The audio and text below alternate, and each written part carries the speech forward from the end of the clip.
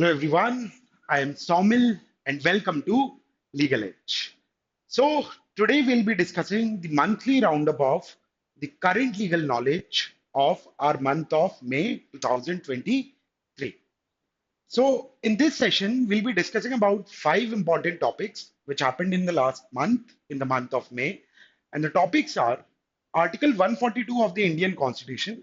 Recently एक divorce के case में सुप्रीम कोर्ट ने आर्टिकल 142 को यूज करा।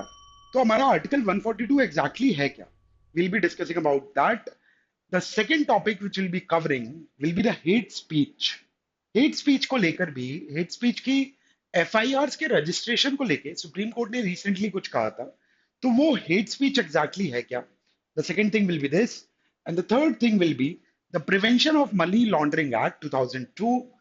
ये एक्ट क्या है? The fourth one will be the Model Prisons Act 2023. Recently, in the month of May, the central government passed a Model Prisons Act. तो ये exactly क्या है? And the fifth one will be the Enforcement Directorate. And Enforcement Directorate या ED, जो आजकल news में वैसे भी बहुत ज्यादा होता है, तो ईडी के डायरेक्टर के टेन्योर का इशू दोबारा सुप्रीम कोर्ट पहुंचा है। तो ईडी एग्जैक्टली है क्या और वो इशू क्या है डायरेक्टर के टेन्योर को लेके? Will be covering these issue in the current legal knowledge round up of month of May. So let's start with our first topic, and the first topic is the Article 142 of the Constitution of India. देखो, article 142 ना supreme Court को justice करने के लिए, complete justice करने के लिए किसी भी तरीके की ऑर्डर, किसी भी तरीके की डिक्री पास करने की पावर देता है। तो बाकी सारी पावर्स तो सुप्रीम कोर्ट की एक तरफ है, वो तो है ही। उसके अलावा to meet the ends of justice, to meet the ends of complete justice, वो पावर सुप्रीम कोर्ट को article 142 of constitution of India देता है। तो ये न्यूज में आया क्यों? So recently the Supreme Court directly granted or decided to directly grant divorce under article 142(1). तो अब ये डिवोर्स का केस था, and the name of the case was Shilpa Shailesh versus Varun Srinivasan. तो ये हिंदू मैरिज में डिवोर्स से रिलेटेड एक केस था, और उस केस के जजमेंट में सुप्रीम कोर्ट ने अपने आर्टिकल 142 को यूज किया। So let's first briefly understand कि डिवोर्स हमारी कंट्री में रेगुलेट होते कैसे। And in today's session will be discussing about divorce under the Hindu marriage act 1955। सो 1955 में एक लॉ पास हुआ, and the law was Hindu marriage act 1955। Now, this Hindu Marriage Act 1955 regulate this regulates marriages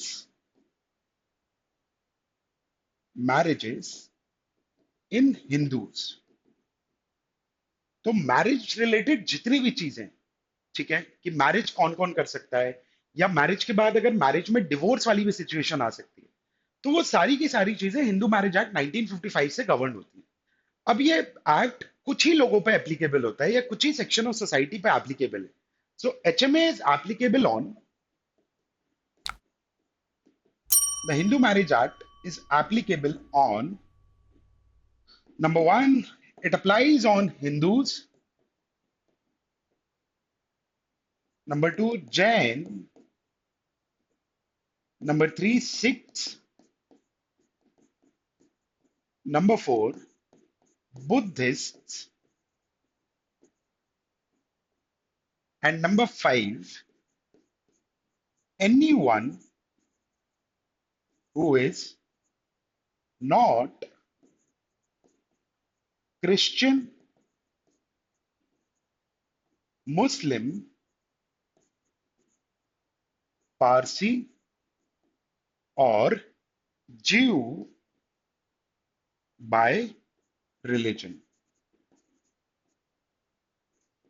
So marriages under the Hindu Marriage Act are covered for these sections only. इन्हीं लोगों पे Hindu marriage act applicable होता है। किस किस पे applicable होता है? तो it is applicable on Hindus, it is applicable on Jains, it is applicable on Sikhs, it is applicable on Buddhist, and the fifth point is anyone who is not Christian, Muslim, Parsi और Jew bye religion. तो जो भी लोग Christianity, इस्लाम, पारसी या ज्यू नहीं है bye religion, उन पे हिंदू मैरिज एक्ट अप्लाई होता है। सो ये पूरा केस रिलेटेड था डिवोर्स से। सो डिवोर्स के ना कुछ कुछ ग्राउंड्स मेंशन्ड हैं under Hindu marriage act, divorce under HMA 1955। सो एचएमए में जो हिंदू मैरिज एक्ट 1955 में जो डिवोर्स के ग्राउंड्स मेंशन्ड है, divorce can be claimed on the ground of cruelty, desertion, conversion, insanity, and so on and so forth. And one of the most important ground which was involved in this entire case was divorce by mutual consent. Divorce by mutual consent. तो कोई भी spouse, any couple who have married under the Hindu Marriage Act 1955, they can claim divorce on these grounds. और भी grounds है, कुछ ही grounds मैंने यहाँ पे mention किए हैं, जैसे cruelty है, that the spouse is behaving cruelly or the spouse has committed cruelty against the other one, तो आप उस ग्राउंड पे भी डिवोर्स क्लेम कर सकते हो। Second one is desertion. Desertion is where either of the spouse have deserted the other one, कि husband wife में से किसी भी एक पर्सन ने सामने वाले को बिल्कुल डेजर्ट कर दिया है, छोड़ दिया है, तो उस ग्राउंड पे भी सामने वाला डिवोर्स क्लेम कर सकता है। The third one is conversion, that either of the spouse have converted to another religion, तो वो डिवोर्स क्लेम कर सकते हैं।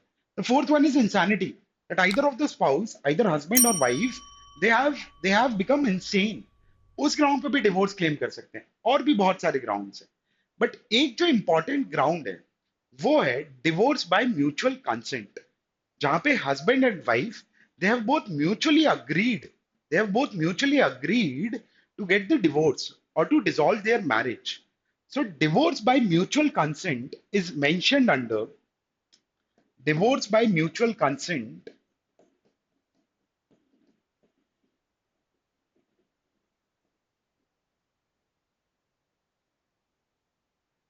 is mentioned under section 13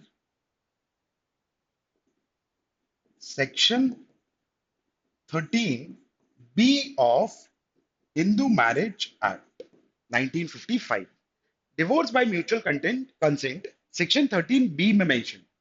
अब म्यूचुअल कंसेंट में ना, देखो मैरिज ना हिंदू मैरिज एक्ट में marriage is kind of a sacrament, बहुत ही इंपॉर्टेंट चीज मानी जाती है। तो डिवोर्स को सिर्फ सोसाइटी ही बड़ा डिफिकल्ट सा या इम्प्रॉबेबल या इम्पॉसिबल नहीं समझती है, इवन लॉ भी समझता है कि Hindu marriages are kind of a sacrament, they should not be dissolve.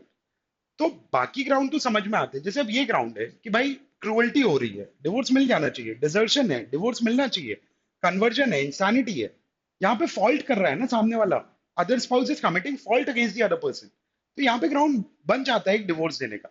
But mutual consent जहां हस्बैंड और वाइफ दोनों लोग अपने डिवोर्स अपने मैरिज को डिसॉल्व कराना चाहते हैं, तो उसके लिए प्रोसीजर ना थोड़ा सा डिफिकल्ट है, ठीक है।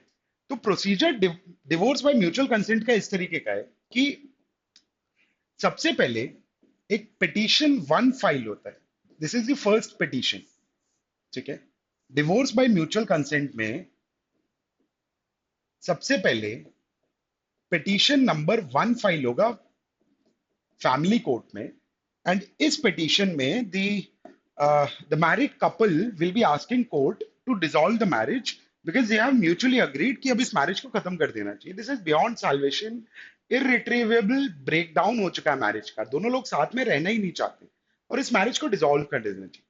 तो पिटीशन वन में क्या होता है, पिटीशन वन में फाइल करने के बाद spouse both of them should present this together in the court। Mutual consent है ना, तो हस्बैंड और वाइफ दोनों लोग साथ में इस पिटीशन को प्रेजेंट करते हैं कोर्ट में। अब जब ये पिटीशन प्रेजेंट होता है, उसके बाद सेकेंड पिटीशन प्रेजेंट होने के पहले 6 months to 18 months का एक buffer period family court couple को देता है कि अगर वो उस पॉइंट ऑफ टाइम तक मीडिएशन करके डिसाइड कर सकते हैं कि ठीक है मैरिज को नहीं डिसॉल्व करते हैं, तो सेकंड पिटीशन प्रेजेंट होने से पहले 6 to 18 months का एक गैप दिया जाता है कि वो आपस में मीडिएट कर लें, अगर समझौता हो जाए तो मैरिज डिसॉल्व करने की जरूरत नहीं पड़ेगी, तो नहीं डिसॉल्व करेंगे। तो ये 6 to 18 months के बाद सेकेंड पिटीशन प्रेजेंट होता है. Petition 2 is presented, and as per this petition, the divorce is granted.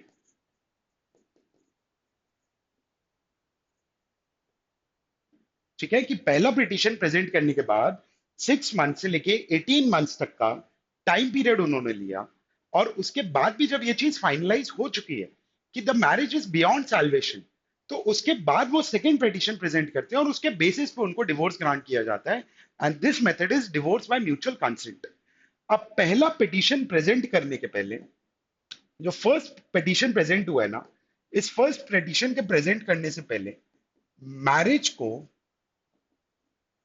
कम से कम 1 साल का टाइम पीरियड हो जाना चाहिए.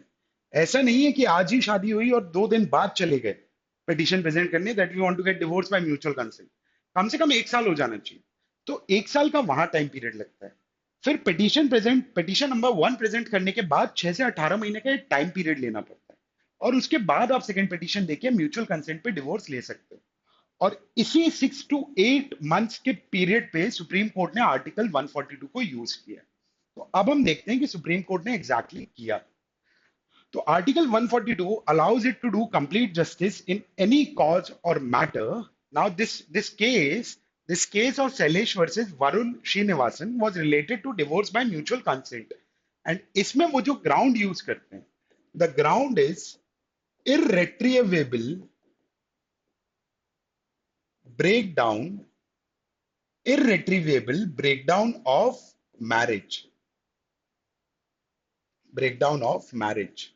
कि मैरिज अब कंप्लीटली ब्रेकडाउन हो चुकी है.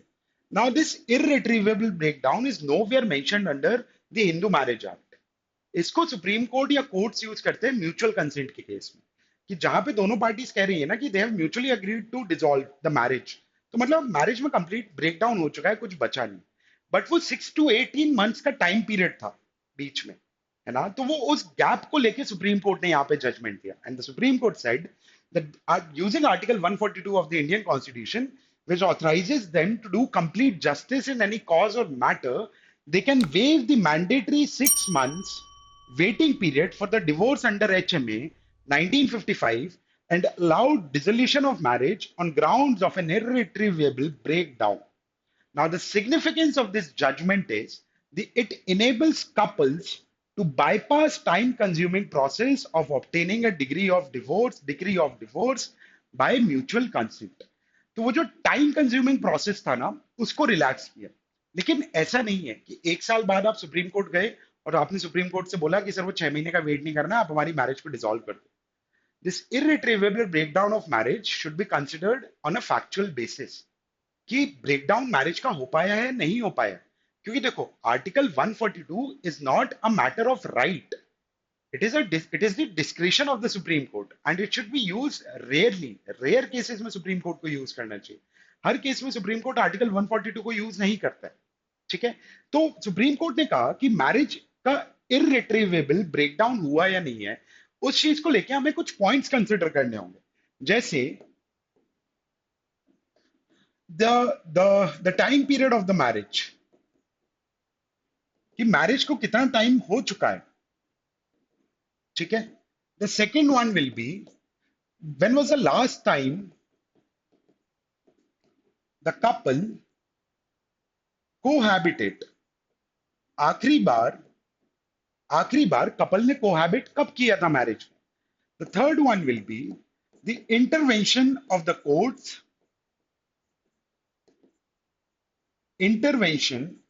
कोर्ट्स और मीडिएशन, कि जब वो पहला पिटीशन प्रेजेंट हुआ, क्योंकि पहले पिटीशन के बाद वो 6 महीने का टाइम पीरियड आता है ना, तो पहला पिटीशन प्रेजेंट होने के बाद जो कोर्ट्स ने इंटरवीन किया होगा या कोर्ट्स ने जो मीडिएशन करने के लिए बोला होगा, उसका क्या इफेक्ट निकला. And the fourth point will B that the couple should have lived separately for at least 6 years. कम से कम 6 साल हो चुके होने चाहिए उस कपल को अलग रहते हुए. क्योंकि इरिट्रीवेबल ब्रेकडाउन ऑफ मैरिज का मतलब ये होता है कि marriage now now the marriage is beyond salvation. उसको अब मैरिड कपल की तरह नहीं रखा जा सकता, क्योंकि वो मैरिज ज्यादा प्रॉब्लमैटिक है as compare to the divorce. तो इन केसेस में सुप्रीम कोर्ट अपना आर्टिकल 142 यूज कर सकता है। होगा कैसे कि जब आपकी ये कंडीशन सेटिस्फाई हो रही है और आपने फर्स्ट पिटीशन प्रेजेंट किया, फर्स्ट पिटीशन पे जो आपको 6 मंथ्स का ऑर्डर मिला है, उसको आप डायरेक्टली सुप्रीम कोर्ट में आर्टिकल 142 में चैलेंज कर सकते हो। This will be the process. Now let's see कि आर्टिकल 142 है क्या एग्जैक्टली।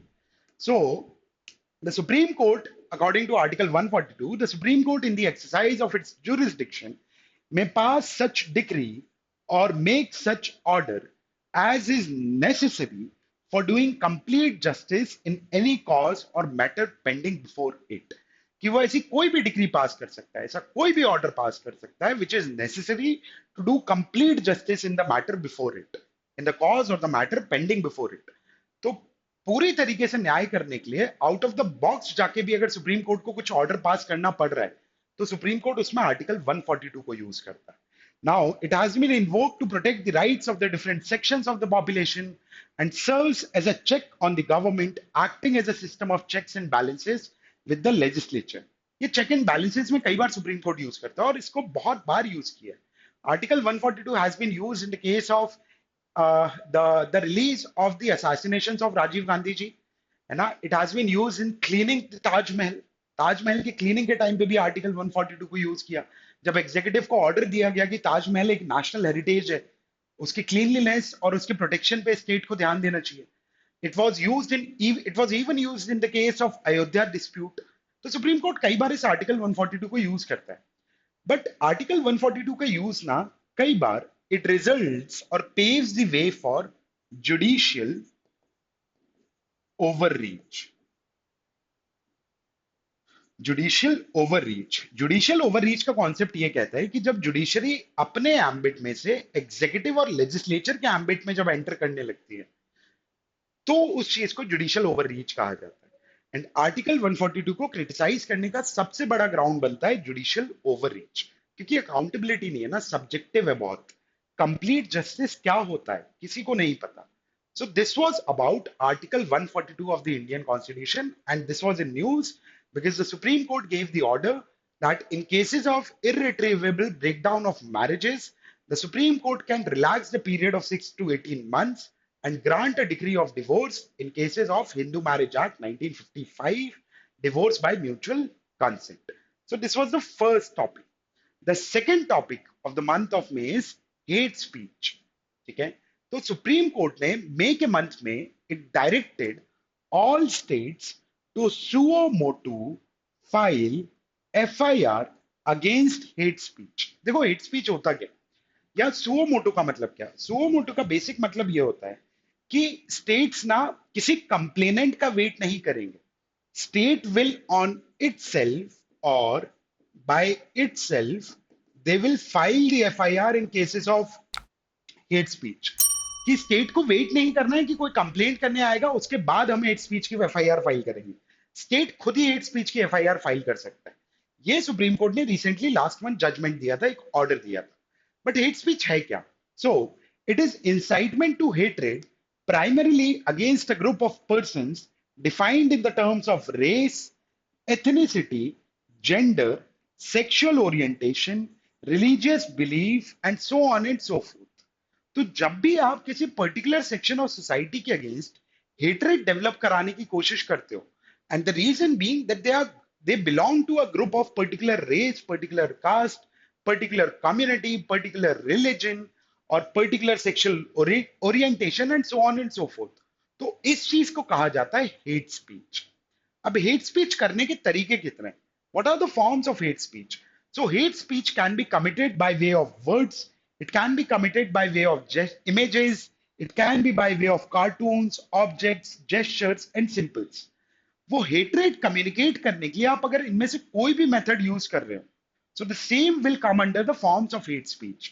तो जरूरी नहीं है कि हेट स्पीच आप सिर्फ ओरली दे सकते हो या राइटिंग फॉर्म में दे सकते हो। It can be by way of words, images, cartoons, objects, gestures and symbols। So these are different forms of hate speech। But what is the exact scenario? What is the legal position of hate speech in our country? So the most interesting thing is that hate speech is not defined in any law in India. अभी तक हमारी country में hate speech को as a particular different offence, एक अलग offence की तरह किसी भी लॉ में डिफाइन नहीं किया गया है। ठीक है, so this is not defined in any law in India. However, IPC 1860 sections like 153A, 153B, 298 etc deal with speech or words that could create mischief or cause imputation to national integration। तो hate speech क्योंकि खुद कहीं पे भी define नहीं but है तो crime, या this is something which is against the public harmony और national integration of our country. तो इनको ऑफेंस की तरह डील किया जाता है under section 153A, 153B, 298 and etcetera. तो लेट्स सी कि 153A एंड 153B एग्जैक्टली है क्या। So section 153A, Section 153A of Indian Penal Code basically punishes imputations which are prejudicial to harmony, to societal harmony। ठीक, Section 153A punishes imputations prejudicial to communal harmony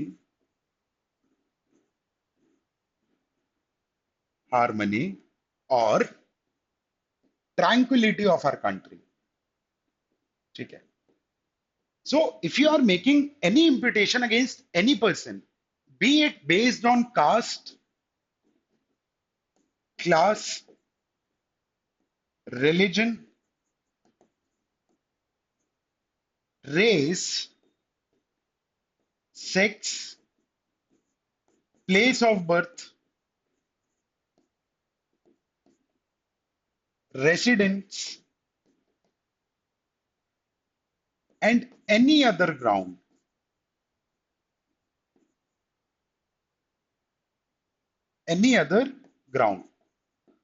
so if you are making any kind of an imputation against a particular section of the society or particular group of society because they belong to a particular class, particular caste, ठीक है, particular caste, particular class, particular religion, because they belong to a particular race, they belong to a particular sex, they belong to a particular place of birth, or they have residence in a particular place, or any other ground for that matter।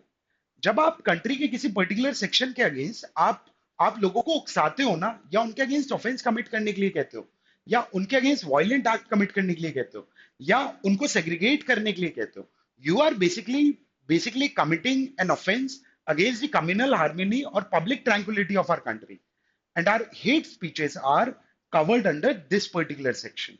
and अगर आप section 153 को 3A को अगर आप violet करते हो, so you can be punished with an imprisonment of up to 3 years or fine or both, तो अगर आप 153 में ऑफेंस कर रहे हो तो आपको या तो 3 साल तक की सजा दी जा सकती है, या you can be fine can be imposed on you, या आप पे दोनों पनिशमेंट दिए जा सकते हैं। अब एक और सेक्शन था which was 153B, section 153B।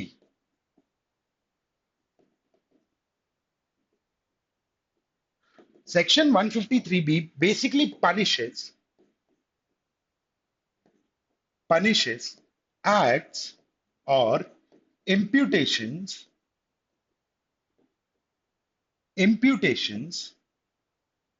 prejudicial to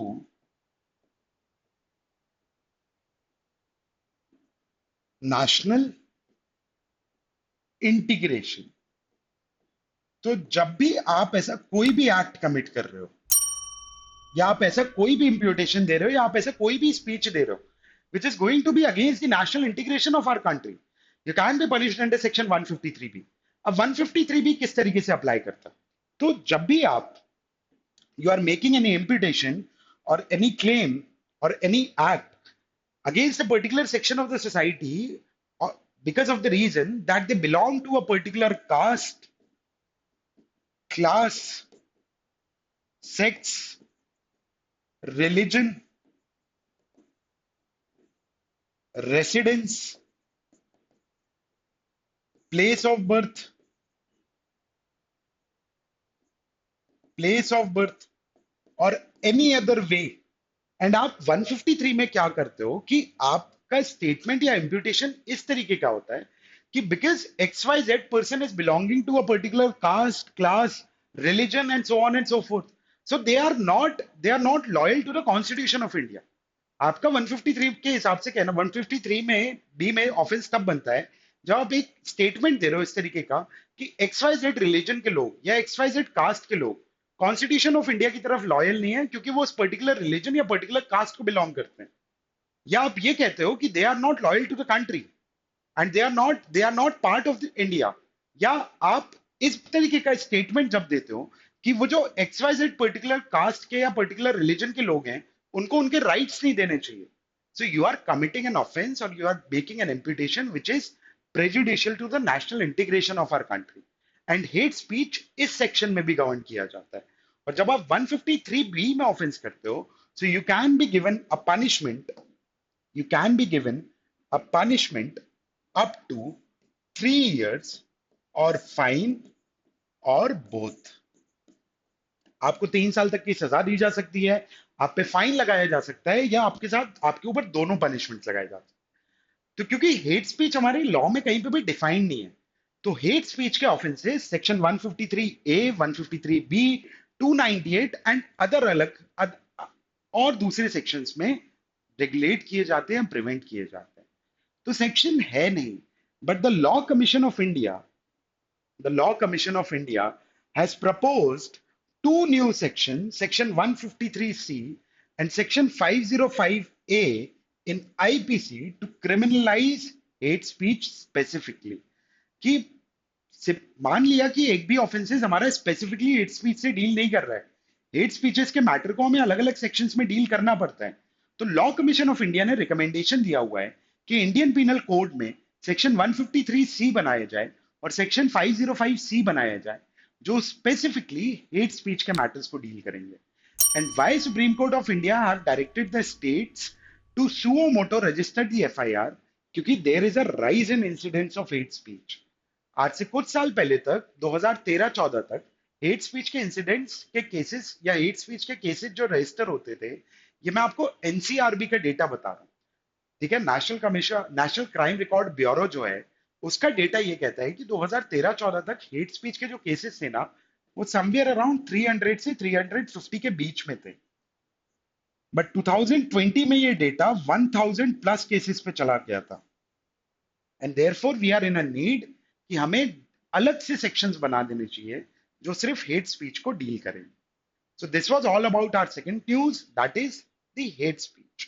ठीक है. अब हेट स्पीच और ब्लास्फेमी में एक डिफरेंस होता है. ठीक है. ब्लास्फेमी और hate speech, they are kind of prejudicial statements against the harmony of our country और tranquillity of our country, but दोनों में बहुत स्लाइड से डिफरेंस होता है. Blasphemy is very specific when you are talking about only religion. जब आप religion को बेसिस बना के आप इम्प्यूटेशंस देते हो which are prejudicial to national harmony और public tranquillity, you are basically committing blasphemy.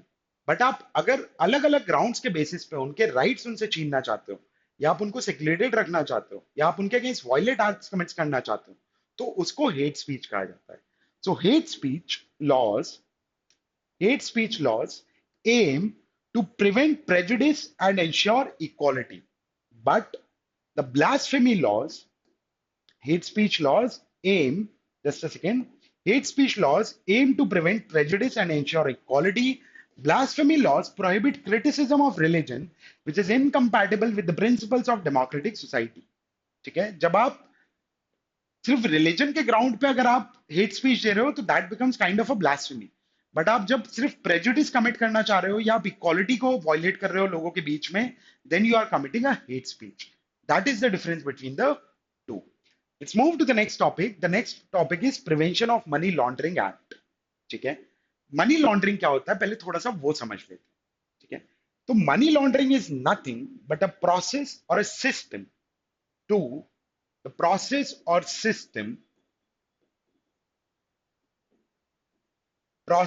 or system to ensure that proceeds generated by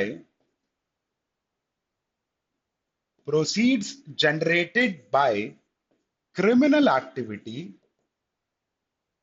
proceeds generated by criminal activity can can be ensured that they originated from or to show that they originated from legitimate source. Money laundering basically जो आपने criminal activities से पैसा generate किया है, proceeds generate किया है, money laundering की process उस क्रिमिनल एक्टिविटी से जनरेटेड प्रोसीड्स को इस तरीके से शो करने की कोशिश करती है that they originated from the legitimate source. This is what money laundering is. अब मनी लॉन्ड्रिंग ना कुछ स्टेप्स में होती है. There are basically 3 stages of money laundering. The first stage is the first stage of process of money laundering is, just give me a second.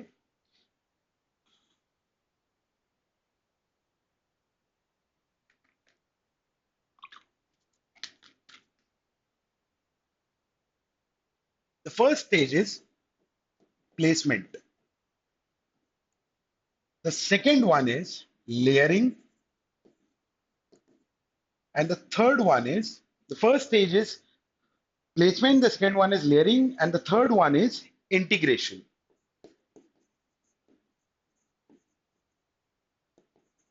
तो इन तीनों stages में होता क्या है? देखो, प्लेसमेंट के स्टेज में ना वो जो क्रिमिनल प्रोसीड से पैसा आया है, क्रिमिनल एक्टिविटी से पैसा आया है, उसको फाइनेंशियल सिस्टम में ना इंजेक्ट किया जाता है. ठीक है, it is injected in the financial system. इस प्रोसेस को या स्टेज को कहते हैं हम प्लेसमेंट. लेयरिंग में ये इंश्योर किया जाता है कि ये पैसा जो इंजेक्ट हो रहा है उसके सोर्सेस को आप मल्टीपल ट्रांजेक्शन्स में डिवाइड कर दो. और जब भी आप किसी भी मनी को मल्टीपल ट्रांजेक्शन्स में डिवाइड कर देते हो ना, तो ये इंश्योर करना कि वो लेजिटिमेट सोर्स से आया है या इलेजिटिमेट सोर्स से आया है, ये बहुत डिफिकल्ट प्रोसेस हो जाता है. So the second stage becomes the layering of the criminal money और the proceeds generated by criminal activity. इस मनी को जो मनी लॉन्ड्रिंग में जनरेट हुआ है क्रिमिनल एक्टिविटी से, इस मनी को कहा जाता है डर्टी मनी. तो मनी लॉन्ड्रिंग का पूरा प्रोसेस डर्टी मनी को लीगल मनी में कन्वर्ट करने की प्रोसेस होती है. तो सबसे पहले डर्टी मनी को प्लेस किया जाएगा, इंजेक्ट किया जाएगा फाइनेंशियल सिस्टम में. फिर उसकी करी जाएगी लेयरिंग. उसको मल्टीपल ट्रांजेक्शन्स में डिवाइड किया जाएगा, मल्टीपल सोर्सेस में डिवाइड किया जाएगा. एंड उसके बाद उसका किया जाएगा इंटीग्रेशन. क्योंकि ये जो लेयरिंग है, ये लेयरिंग इंश्योर कर देगी that the source of the generation of this money becomes, it is easy to hide the origination of the money. तो उसके बाद वो इंटीग्रेट हो जाता है. इसी प्रोसेस को मनी लॉन्ड्रिंग कहा जाता है.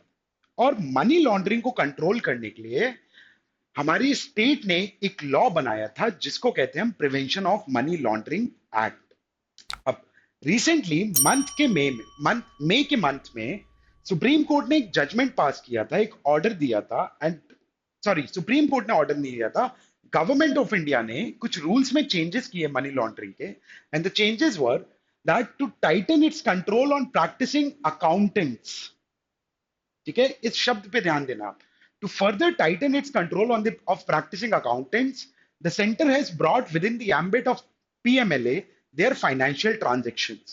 Now, chartered accountant, company secretaries, etc., will now be required to go through Know Your Company (KYC) process before commencing works. This implies accountants are now reporting entities if they are managing their clients' money. देखो, अब accountants को क्यों include करा? चाहे money का placement हो, चाहे layering हो, चाहे इंटीग्रेशन हो, इन सारे प्रोसेसेस में आपको चार्टर्ड अकाउंटेंट्स की जरूरत होती है.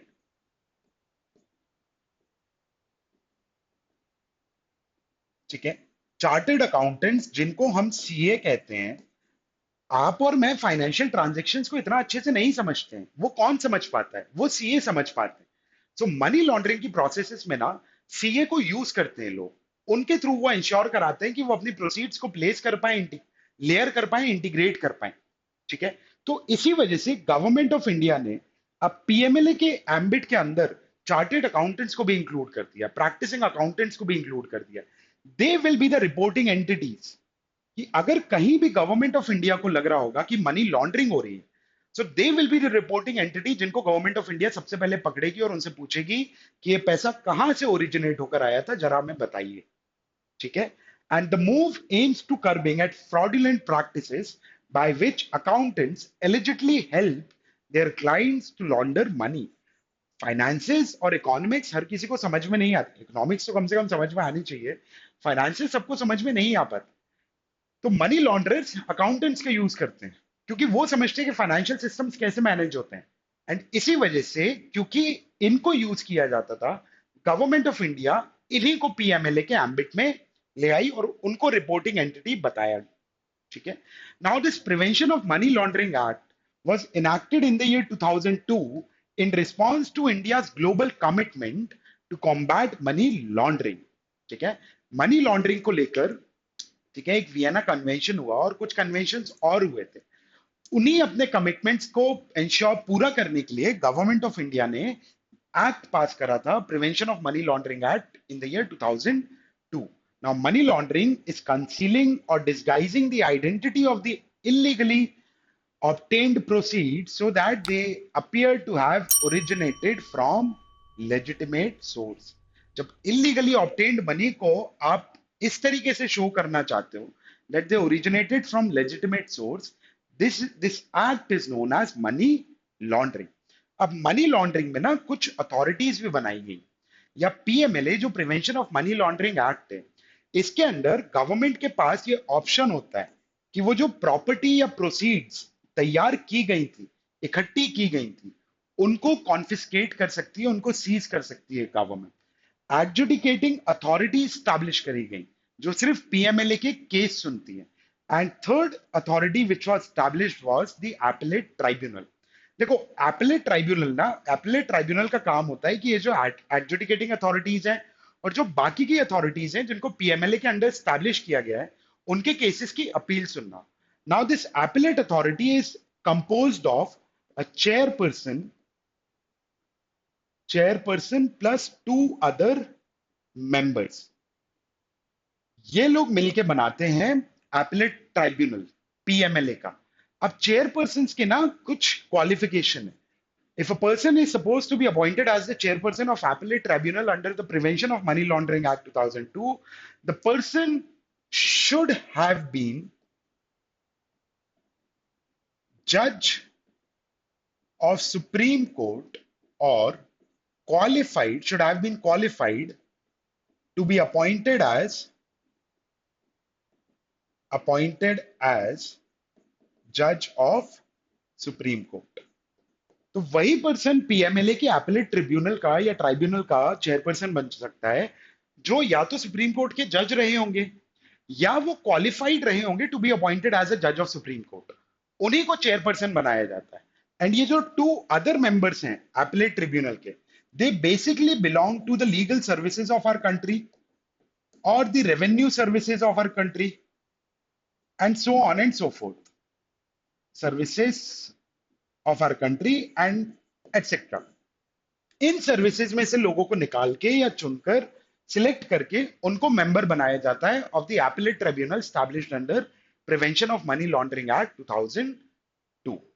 चलो, let's move ahead. Now the next issue was enforcement directorate, जिसको हम ईडी कहते हैं।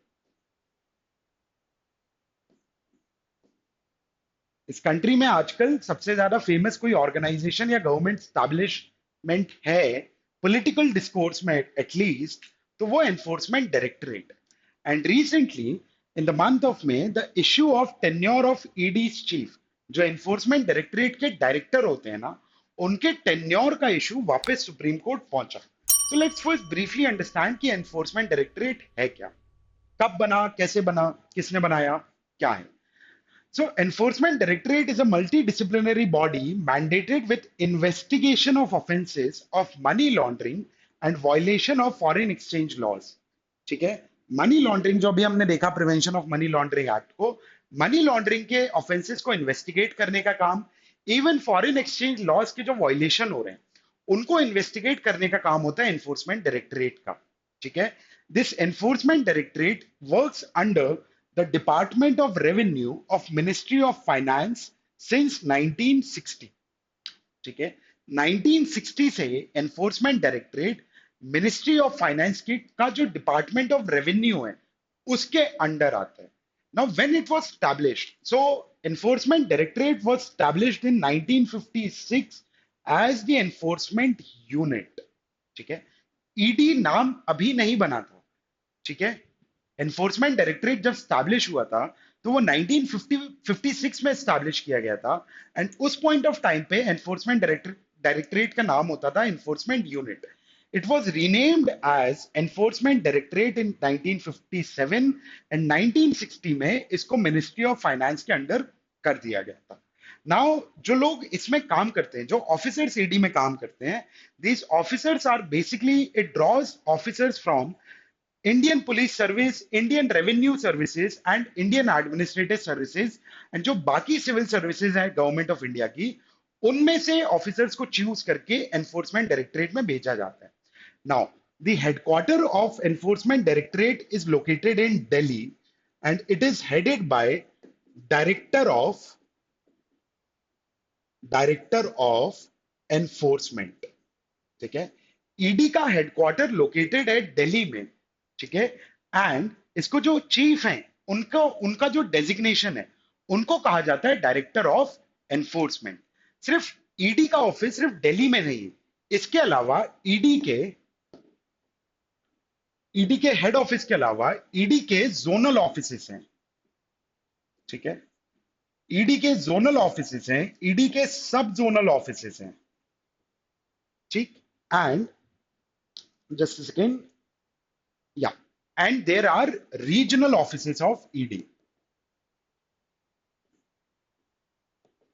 Regional offices of ED. The regional offices of Enforcement Directorate are located in 5 places. 5 शहरों में ईडी के रीजनल ऑफिसेस हैं। It is in Chennai, it is in Mumbai, it is in Calcutta, one of the offices, regional office is in Delhi, and the other one is in Chandigarh. इन 5 जगह पे ED के regional offices located हैं, and उसके अलावा 10 zonal offices हैं ED के। ठीक है, एंड 11 सब जोनल ऑफिसेस हैं। ये पूरा स्ट्रक्चर है हमारे एनफोर्समेंट डायरेक्टरेट का। अब ये न्यूज बनी तो पहले हम ये देख लेते हैं कि एनफोर्समेंट डायरेक्टरेट किन किन लॉस को किन किन लॉस के फंक्शंस को परफॉर्म करते हैं, उसके स्टैट्यूटरी फंक्शंस क्या क्या हैं। क्योंकि हमने ईडी का जो काम देखा था वो देखा था, it is a multi disciplinary body mandated with the investigation of offences of money laundering and violation of foreign exchange laws. तो कुछ लॉस में as an investigating agency ED काम करती है। तो जो सबसे पहला लॉ है वो है कॉफे पोसा। कॉफे पोसा का फुल फॉर्म होता है conservation of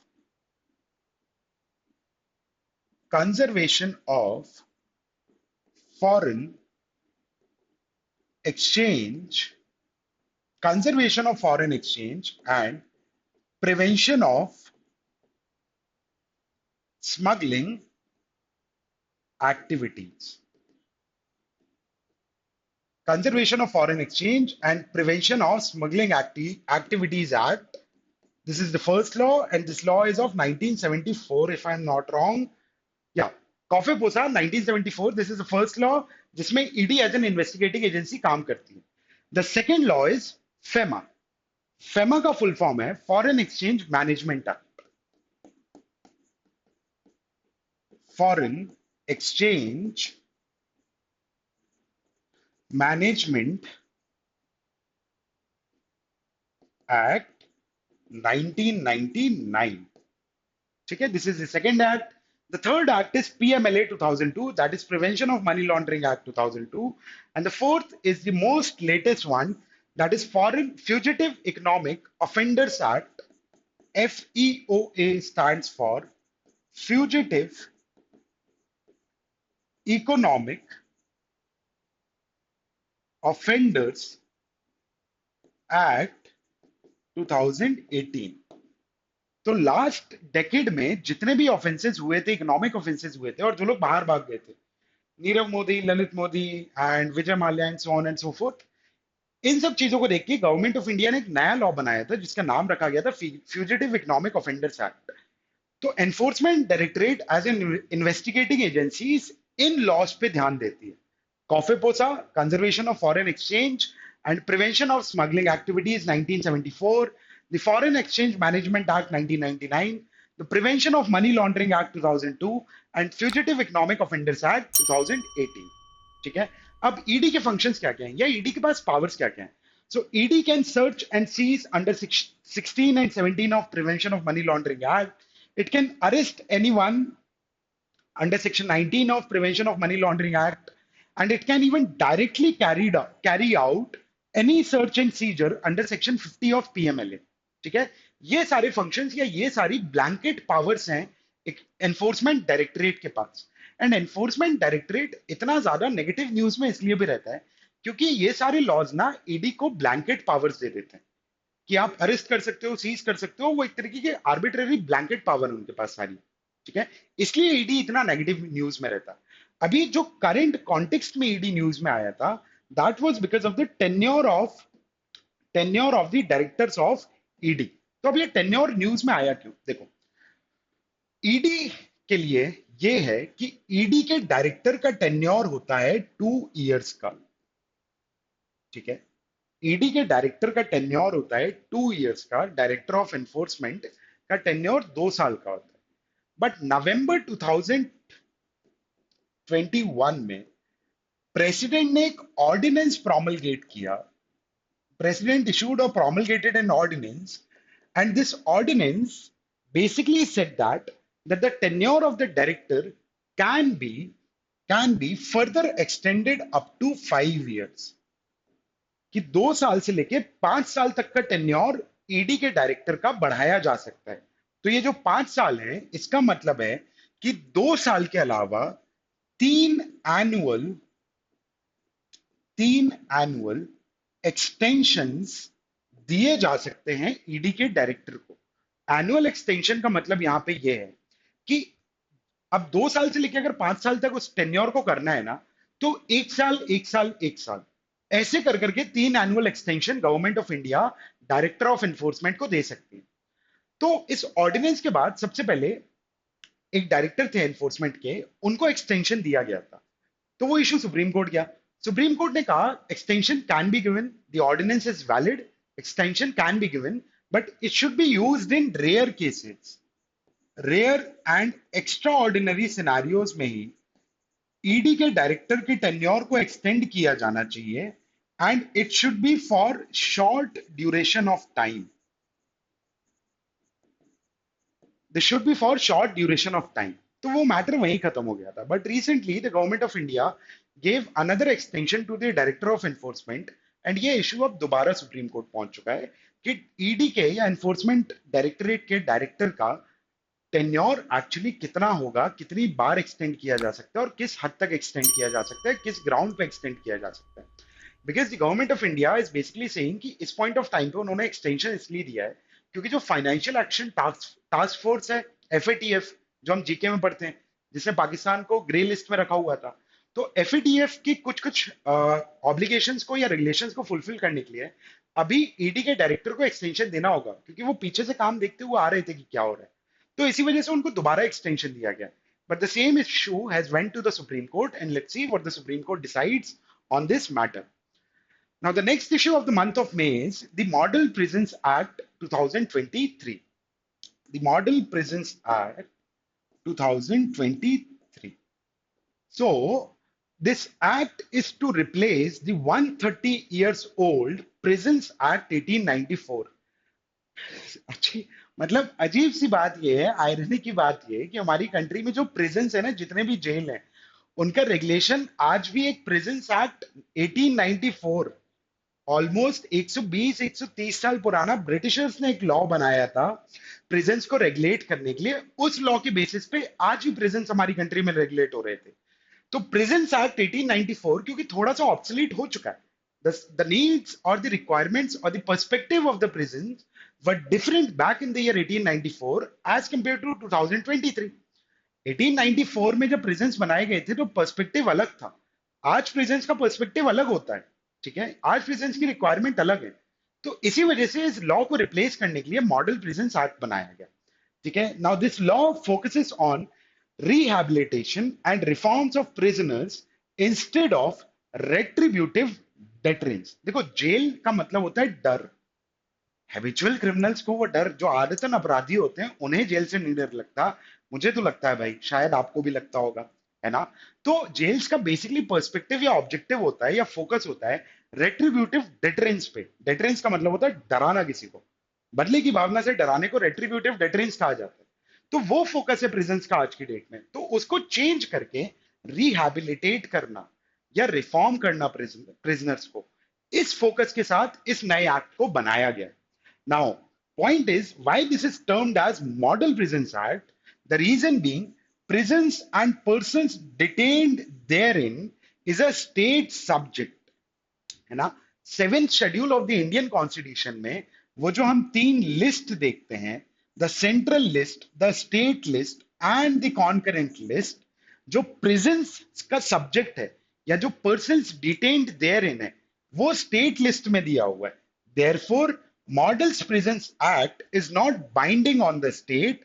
MPa 2023 will only be acting as a guiding document, ठीक है। हर स्टेट अपना प्रिजन का लॉ खुद ही बनाएगा क्योंकि स्टेट सब्जेक्ट है ना, स्टेट का प्रेरोगेटिव है।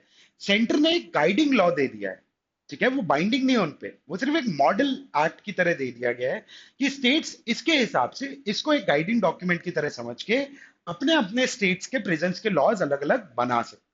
Now let's look at certain features of this models prisons act, ठीक है। सो the first feature is it incentivize good conduct and point is किस तरीके से गुड कंडक्ट को इंसेंटिवाइज करेगा। There will be provisions for premature release, furlough, parole.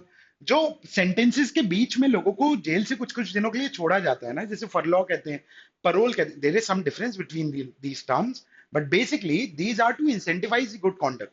अगर आप अच्छे से बिहेव कर रहे हो जेल में, अगर आपने प्रिजन में, आपने सोसाइटी में तो अच्छे से बिहेव नहीं करा तो आपको प्रिजन भेजा गया।